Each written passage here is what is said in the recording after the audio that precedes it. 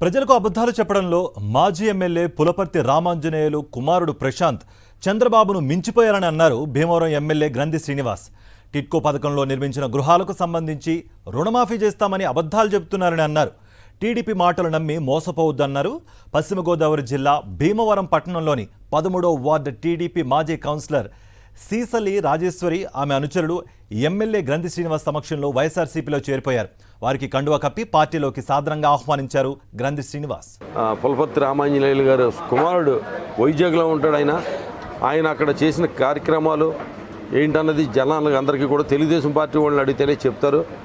SIT విచారణ లాంటి విచారణ నుంచి కూడా ఏదైతే మామగారు యొక్క ఇన్ఫ్లుయెన్స్ను ఉపయోగించి సిట్ విచారణ నుంచి తప్పించుకుని వచ్చిన ఆయన ఇక్కడ ప్రజలకి టిట్కో హౌసెస్కి సంబంధించి రుణాలన్నీ కూడా మేము మాఫీ చేసేస్తామని అబద్ధాలు ఏదో రకంగా నమ్మించి వాళ్ళతోటి ఓట్లు వేయించుకోవాలని.